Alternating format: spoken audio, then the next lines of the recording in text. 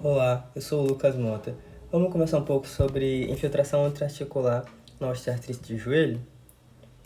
Bom, esse é um trabalho proposto para o módulo longitudinal de FC4 do quarto ano do curso de Medicina da Universidade Estadual do Mato Grosso do Sul, ministrada pelo professor Dr. Antônio Grande. A osteoartrite, também pode ser chamada de osteoartrose ou artrose, ela é uma doença crônica degenerativa, né, que afeta tanto a cartilagem intraarticular quanto o osso articular, devido a um processo inflamatório crônico, né, que se desenvolve ao longo de anos, né? É a causa mais comum de dor no joelho, a articulação mais acometida é justamente a do joelho, e está presente em 50% da população idosa, né, sendo uma grande causa de mobilidade e também de queda entre os idosos. Daí a relevância de a gente conversar um pouco sobre esse assunto. Entre as principais causas, a gente destaca o envelhecimento, né, como um processo intrínseco do envelhecimento. Nós temos, né, a degeneração articular, então o próprio envelhecimento carrega consigo, né, essa questão de degeneração tanto da articulação, tanto da cartilagem articular quanto do osso articular, mas outros fatores podem levar a uma osteoartrite prematura, como traumatismo prévio, né? Então, principalmente o rompimento de LCA, de ligamento colateral, lesões meniscais, né? De menisco, deformidades congênitas, como o joelho varo, o joelho valgo, ou desvios rotacionais de joelho também favorecem a formação de osteoartrite precoce, e doenças prévias, como por exemplo a osteoporose ou obesidade, né? Que aumentam aí a sobrecarga em cima da articulação.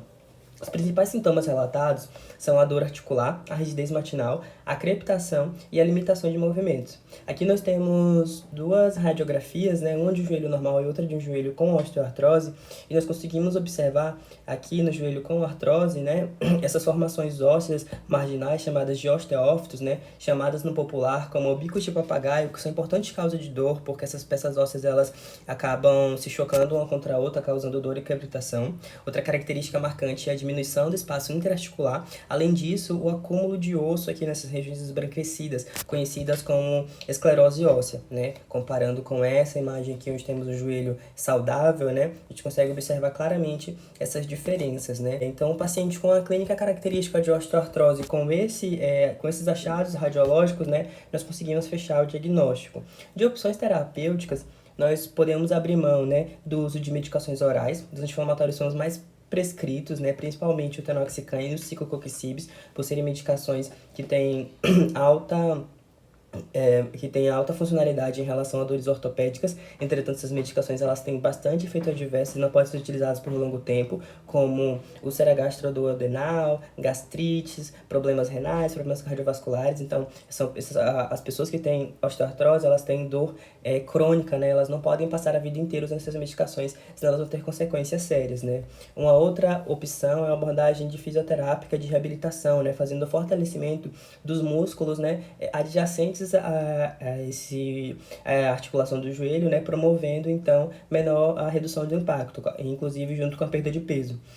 A opção cirúrgica ela é reservada para casos graves e em pessoas mais jovens, porque tem altos riscos, né? Uma cirurgia complexa, uma cirurgia de grande porte, que envolve riscos de rejeição da endoprótese e também de osteomielite, que geralmente levam a amputação de membro. Então, pacientes idosos, eles não costumam ter indicação para a realização da artroplastia. Para os pacientes idosos, uma das melhores opções são as infiltrações no joelho, que é a colocação da medicação diretamente dentro da cápsula articular do joelho, né? Onde eu vou aumentar a disponibilidade do fármaco aonde ele precisa agir e diminuir os efeitos colaterais sistêmicos dessas medicações. Se atentando um pouco às infiltrações, elas geralmente são feitas com ácido hialurônico ou metilprednisolona, né? O ácido hialurônico, ele é um componente já natural da articulação, né? E ele faz ali o esqueleto do glicosaminoglicano, que são estruturas que geram a viscoelasticidade ali no líquido sinovial, garantindo a maior absorção de impacto. O envelhecimento, por si só, ele causa uma diminuição de ácido hialurônico. Então, a reposição de ácido hialurônico dentro do joelho vai estimular os condrócitos, vai diminuir a contradegeneração, né, e reduzir o processo inflamatório. Então, ela diminui tanto a dor, né, quanto ajuda na melhora na regeneração da cartilagem. Já a metilprednisolona é um corticosteroide, muito conhecido, né? Ele é um potente anti-inflamatório e diretamente dentro da articulação do joelho, né? Ele vai cessar o processo inflamatório, né? Retardando a progressão da doença, além de diminuir, né? As dores. E aí, quando a gente se depara, né, com essas duas opções terapêuticas para infiltração no joelho, a gente sempre se pergunta, né, qual dos dois devo indicar? Então, se o paciente chega com uma queixa típica, com um raio-x, com os achados de osteoartrose, e eu preciso indicar uma infiltração para o meu paciente, eu devo indicar essa indicação com a metilprednisona ou com o ácido hialurônico, né? Mediante esse questionamento, né, eu decidi montar um pico, então, para a gente fazer uma pesquisa sistematizada nos bancos de dados disponíveis, né? Então, a minha população-alvo vai ser os indivíduos com osteoartrite de joelho, né? A minha intervenção vai ser infiltração com o ácido hialurônico, o controle vai ser infiltração com a metilprednisolona e o desfecho que eu estou procurando é a melhora da dor no joelho. A partir do meu pico, nós conseguimos, então, extrair uma pergunta clínica, que seria, né, existe uma diferença entre infiltração intraarticular com ácido hialurônico e a infiltração intraarticular com metilprednisolona na redução da dor articular na osteoartrose de joelho? Bom, para responder essa pergunta, primeiro nós temos que separar as palavras-chave da minha questão, do meu questionamento clínico. Uma vez com essas palavras-chave, nós conseguimos adicioná-las nos DEX para extrair os meus descritores em saúde. A exemplo do ácido hialurônico, né, que é a pesquisa que eu fiz no DEX, ele me deu o hyaluronic acid como descritor em saúde, né, para ácido hialurônico. Eu fiz isso com todas as minhas palavras-chave, né, e esses são os descritores em saúde associados.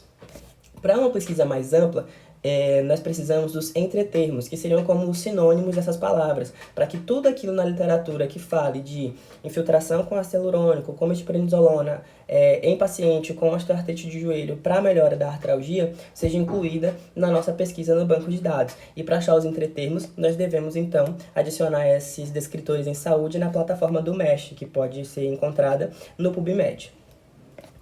A exemplo de novo do ácido hialurônico, ali no PubMed, eu encontrei todos esses entretermos. Ou seja, todas as palavras, todos os estudos que contêm essas palavras aqui, eles estão falando sobre ácido hialurônico. Eu fiz esse processo para todos os meus descritores em saúde, né? E esses são os entretermos de todas as minhas palavras-chave. Uma vez tendo elas, nós devemos seguir para o PubMed, né? Essa é a tela inicial do PubMed e nós vamos realizar nossa pesquisa nesta página, né? Na pesquisa avançada, Advanced. No Advanced, nós vamos operar com os operadores booleanos, né? Primeiramente, nós criamos caixas de entrada com os descritores em saúde e os entretermos relacionados a um mesmo tema, relacionando eles com o operador booleano OR, que é um operador booleano de associação. Então, todas as pesquisas que tiverem hyaluronic acid, ácido hialurônica, Amvitrex, elas estarão inclusas na minha pesquisa, né? Porque elas estão aqui relacionadas com o operador OR.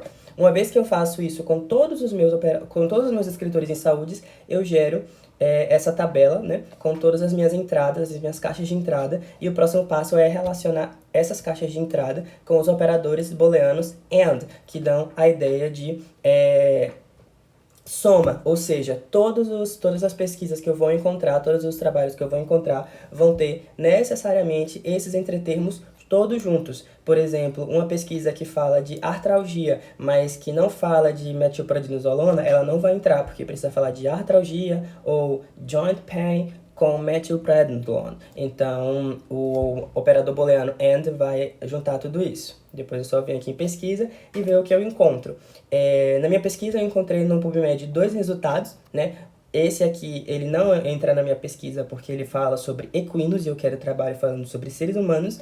E esse aqui, ele fala exatamente do que eu preciso, que é uma comparação do ácido hialurônico intraarticular com a metilprednisolona intraarticular para o manejo da dor, né, da osteoartrite. E ele é uma meta-análise de ensaios clínicos randomizados, então parece ser adequado para a minha pesquisa. Bom, depois de eu ler, então eu escolhi ele, né? E ele é o único ensaio clínico randomizado disponível aí como evidência nos bancos de dados, né? Então, PubMed, Cochrane, todos os outros. Ele é o único que existe até o momento, né? Depois de ler o artigo atentamente, eu passei as informações dele aqui para o Amstor, que é uma ferramenta que me ajuda a avaliar criticamente a meta-análise, tá? Então vamos falar um pouco sobre o artigo escolhido. Em relação à metodologia, né, fizeram um processo de pesquisa muito semelhante ao meu, né? Então utilizaram descritores em saúde, entre termos e operadores booleanos em bancos de dados para achar meta-análises, né? E foram 2 investigadores que selecionaram independentemente esses trabalhos. E também, toda vez que existia alguma contradição entre os dois, um terceiro investigador é chamado para resolver a questão, tá? Inicialmente foram separados 267 estudos. Desses 167, 109 foram excluídos por estarem duplicados. Depois, 101 foram excluídos por não serem relevantes em relação à questão deles, né? Depois da leitura do resumo. Desses, sobraram 8, e desses 8, 3 foram excluídos por terem uma heterogeneidade muito grande, o que tornaria a comparação inaplicável, né? Os 5 que sobraram passaram por uma análise qualitativa em relação ao risco de viés e em relação à qualidade de evidência, e também passaram por uma análise estatística, né, para nós vermos em relação aos resultados do desfecho que cada um desses estudos encontrou. Aqui são as características iniciais do estudo, né? Então, os estudos usaram pesquisas, foram de 4 países, né? Entre eles Itália, Turquia, Canadá e França. Foram acompanhadas meta-análises de 2003 a 2016. Todos os estudos têm intervenção, o ácido hialurônico comparado com o controle da metilprednisolona. Todos eles acompanharam casos de 49 a 72 anos, 60 a 433 participantes, e eles foram acompanhados, né, de 24 a 52 semanas. Em relação aos resultados, nós temos que para o risco de viés, né, a maioria dos estudos apresentam baixo risco de viés na maioria desses elementos aqui, né? Uma coisa de destaque é que a maioria deles conseguiu fazer um duplo cego favorável, né, com exceção do primeiro estudo, né? E a maioria deles não conseguiu fazer um triplo cego, né? Quando até mesmo a pessoa que vai fazer análise estatística do texto, do resultado, não sabe, né, quem é caso e quem é controle. Essa tabela aqui, ela me dá os mesmos dados, só que em percentuais. Em relação à qualidade de evidência, nós tivemos que a qualidade de evidência dos estudos ela é moderada, o que significa que pesquisas futuras relacionadas ao mesmo conteúdo vão alterar, né, a percepção final que esses pesquisadores chegaram. E isso é de se esperar, já que essa é a primeira meta-análise do tema a ser publicada. No diagrama de Forest Plot, nós conseguimos notar, né, que nós temos um acompanhamento aqui, né, de 4, de 12 e de 26 semanas para o desfecho de dor, né, na articulação, e nós encontramos que a heterogeneidade desse grupo, né, ou seja, o quadrado deles, está bem elevado, o que comprometeria aí, né, essa questão de comparabilidade, mas eles compararam mesmo assim, né, chegando a uma conclusão aqui de que não existe diferença em relação à dor, né, entre o grupo teste e o grupo controle, ou seja, a metilprednisolona ela é tão eficiente para o controle da dor quanto o ácido hialurônico e vice-versa. Em relação ao efeito adverso, né, que foi um desfecho secundário que eu achei super interessante, nós temos aqui uma heterogeneidade de 17%, ela já é bem menor, né? E aqui nós temos uma tendência, né, de que existem menos efeitos adversos no grupo aqui, né, do ácido hialurônico quando comparado com a metilprednisolona, né? Ainda existe uma tangenciabilidade central aqui, mas com estudos futuros é possível afirmar, né, que existe sim uma menor risco de efeito adverso aqui no grupo da metilprednisolona. Em relação às considerações finais e a conclusão, né, nós temos que a infiltração intraarticular com ácido hialurônico ela não foi inferior à metilprednisolona com relação à dor e à função física e da rigidez, né, que foram outros desfechos analisados. A gente tem a conclusão de que são necessários outros ensaios clínicos randomizados com amostras maiores em acompanhamento por um tempo maior também para fazer uma investigação mais aprofundada. e todos os estudos incluídos apresentam algum tipo de deficiência metodológica lá em relação ao risco de viés, né? Então, é preciso de mais ensaios clínicos randomizados com maiores amostras, né? Para que a gente tenha informações com maior confiabilidade. Mas, a conclusão final que nós chegamos